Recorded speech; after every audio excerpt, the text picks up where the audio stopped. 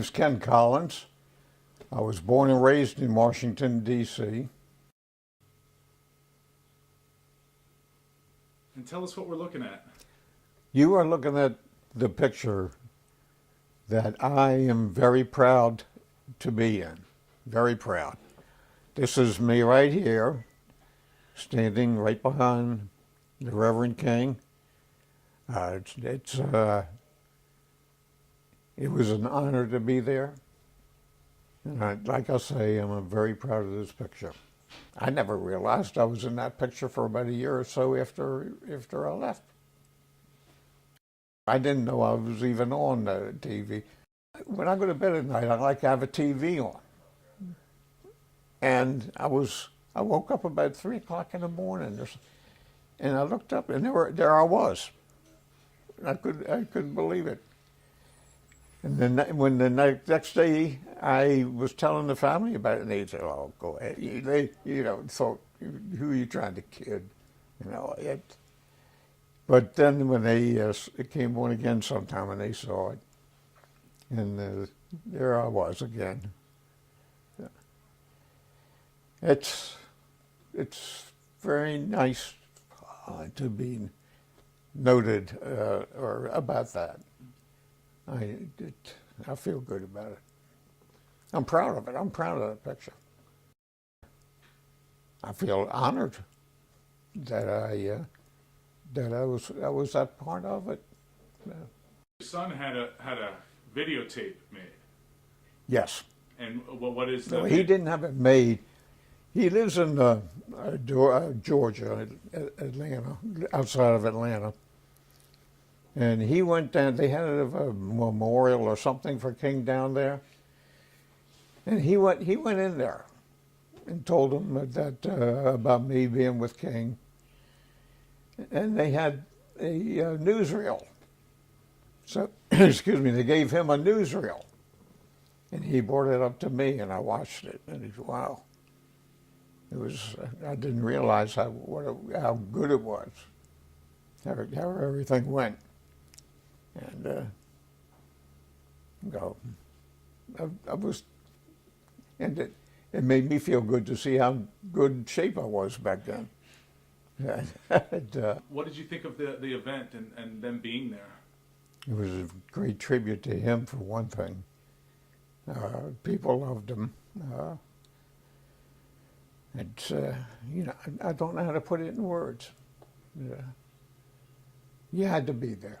When King was talking, they were quiet and listening to him. And all of a sudden, when his voice rose, they rose. And it reached a crescendo. It was really loud. Because he's speaking nothing but peace and love and nonviolence.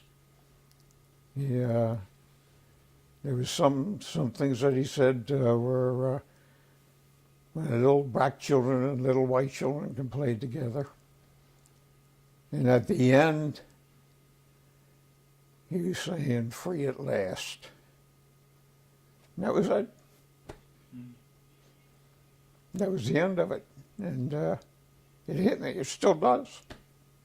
I see you standing right behind him, and I see that other park police officer right to the left of him, and I think, if there's someone there who wants to take a shot, and they're off, if their sight is off by an inch, you're in the line of fire, he's in the line of fire. Did that ever go through your mind? Oh yeah, sure. Yeah. And what were you? How did you think about that? Nothing. If it happens, it happens. I didn't think it would. There was really no place for anybody to set up to do something like that. The mall, I had a few trees along the side of the mall, but they were all well covered. The only place he could do would be all the way down to the Capitol. You really need a cannon to fire something up there for that. Yeah, it wasn't something to worry about too much.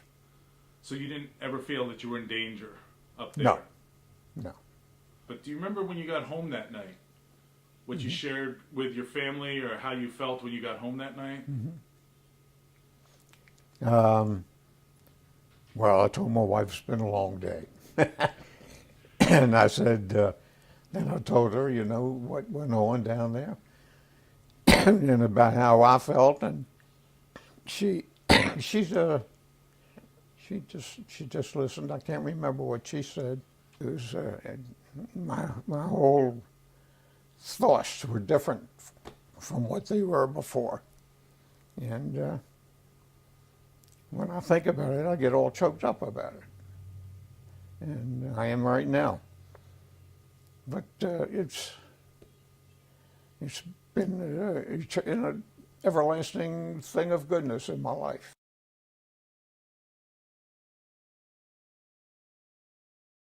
But when I got up there, before King came in, there's a lot of celebrities that came up there that were going to be in that area. I can't name them all, but I can remember one especially, Carlton Heston. And I couldn't get over how short he was. Yeah, and yet, because he always looked so big and everything on the screen. And he was shorter than me, and I remember that perfectly.